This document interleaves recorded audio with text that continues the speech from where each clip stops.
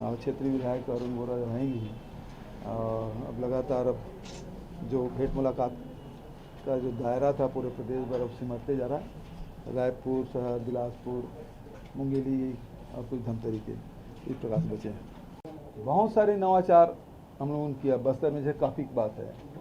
अभी वहाँ के 100 समूह महिलाओं ने पपीता वगैरह खेती की थी, मिर्ची की खेती हो रही है।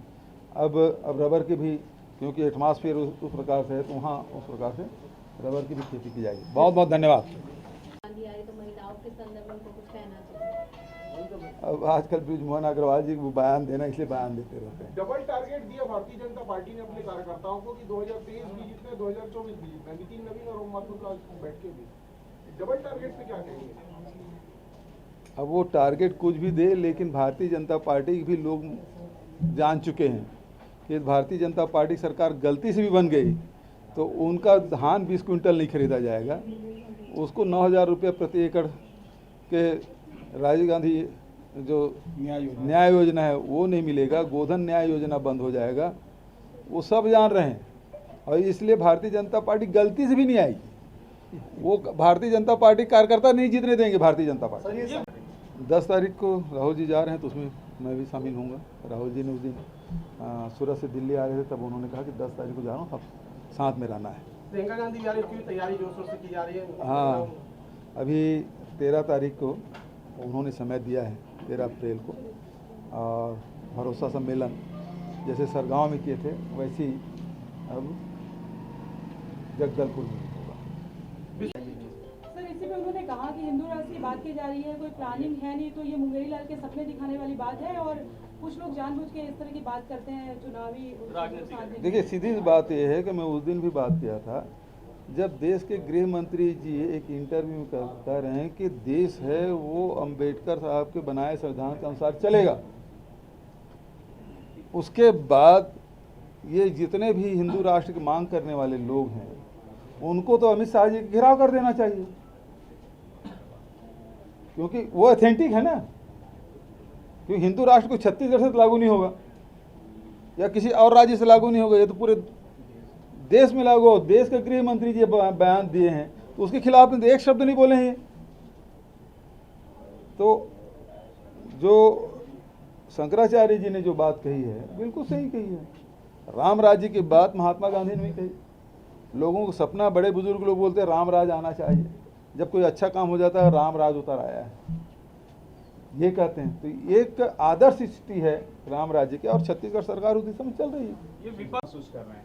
देखिए, जो सही काम है उसकी तारीफ प्रधानमंत्री कर रहे हैं, नीति आयोग कर रहे हैं और अनेक जो उपलब्धियां हैं,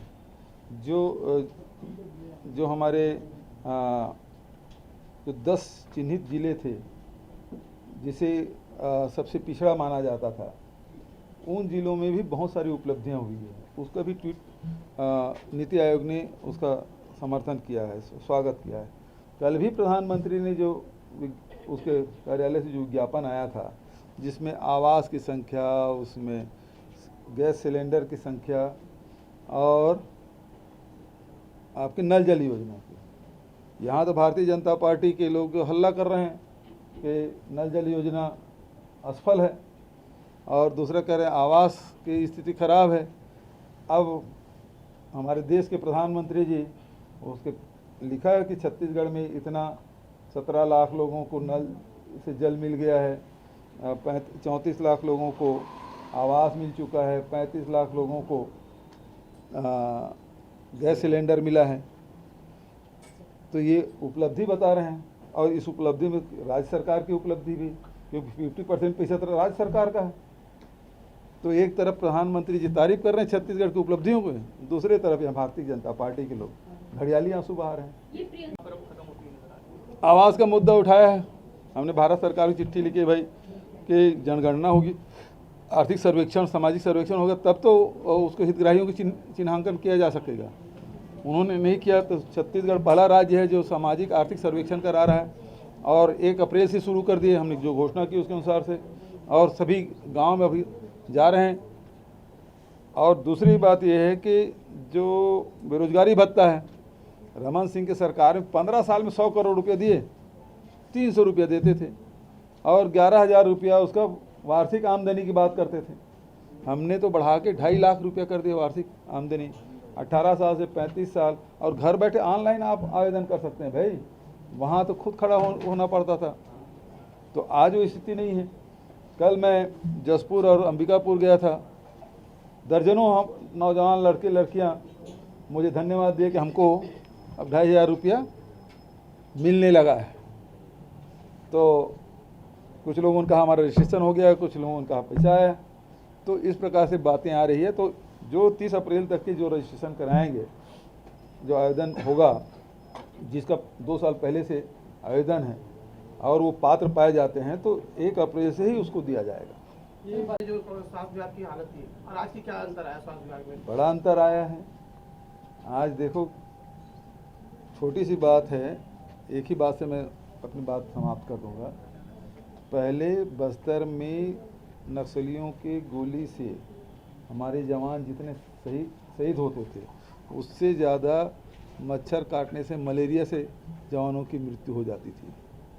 आज मलेरिया मुक्त बस्तर ही नहीं, पूरा छत्तीसगढ़ के दिशा में हम लोग आगे बढ़े हैं। और उसके जो परसेंटेज है, पहले 4% से ऊपर था, अब वो दशमलव में आ गया है, 0.92 या 72, इस प्रकार से हो गया है।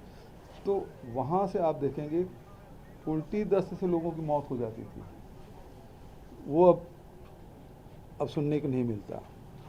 स्वास्थ्य सेवाएं प्रदेश से और जिला और ब्लॉक के PSC CSC से, वेलनेस सेंटर से लेके हाट बाजार क्लिनिक योजना जो हम लोगों ने संचालित किया है, सभी बस्तर में ये होता था। पहले डॉक्टर की मांग करते थे, आज सारे पद भरे हुए।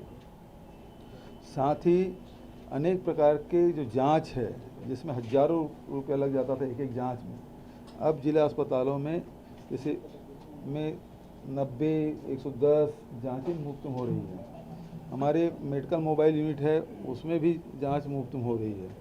और उसके साथ साथ जो जेनरिक मेडिसिन है, श्री धन्वंतरी योजना के तहत उसमें लोग लाभ ले रहे हैं।